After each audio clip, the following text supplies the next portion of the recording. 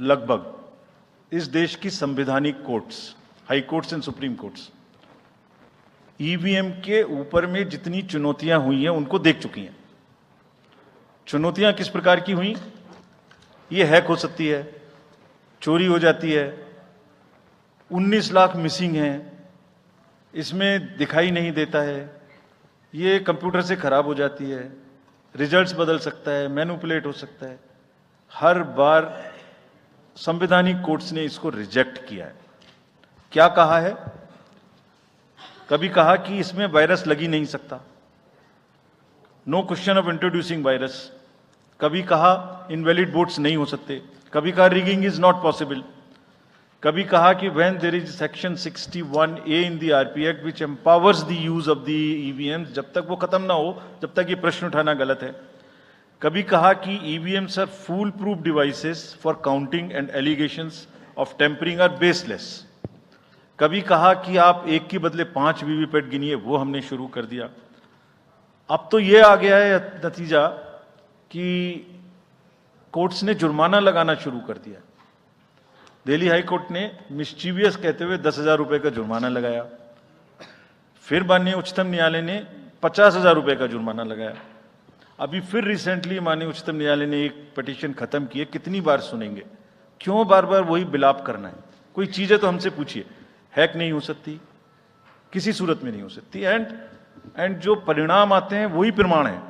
बार बार परिणाम आते हैं। कोई भी ईवीएम लेके बैठ जाता है सोशल मीडिया पे, वो डिब्बा लेके एक बैठ जाता है। और आजकल एक नया ट्रेंड शुरू हुआ है, वो थोड़ा सा एक्सपर्ट भी बन जाता है। आजकल 1-2 एक्सपर्ट भी चल रहे हैं सोशल मीडिया पे। वो कहाँ की डिग्री हैं, कहाँ के एक्सपर्ट हैं, थोड़ा देखना भी चाहिए। वो बताते हैं कि ये डिब्बा है, वो टूल बॉक्स जैसा डिब्बा होता है, उसके अंदर में क्या है पता नहीं है। उसमें से एक गत्ते के डिब्बे में से एक स्लिप भी निकलती है। वो धरना भी हो जाता है कि ये स्लिप बदल गई, मैंने यहाँ बटन दबाया था और यहाँ ये गलत निकल गई। भाई आपने क्या दबाया था, किसी को बताया था क्या? क्या निकला, किसी को बताया था क्या? अरे संविधान कोर्ट्स कह रही हैं। अच्छा, जितनी बार हमसे आप पूछेंगे उतनी बार हम उसका एक क्वेश्चन लेके आपको FAQs में डाल देंगे। 100+ क्वेश्चन है। और भाई political parties have come into existence because of the EVMs. There are many smaller political parties which in the age of the ballot papers might have not come into the existence. It was the fairness, and the political parties know in the heart of their hearts. सब EVMs का 3-3 बार mock poll होता है, candidates के सामने में होता है।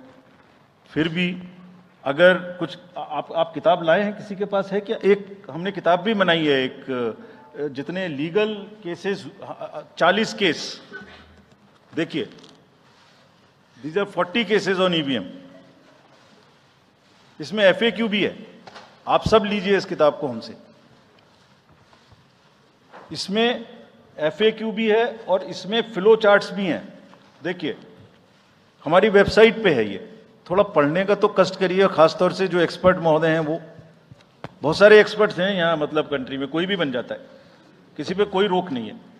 हमने इसमें चार्ट भी लगाया है कि कितनी बार सत्ता में रहने वाली पार्टियां ईवीएम ने बदल दी।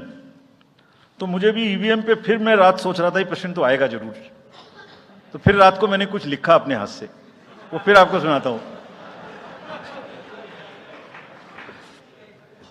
अधूरी हसरतों का इल्जाम, अधूरी हसरतों का इल्जाम हर बार हम पर लगाना ठीक नहीं।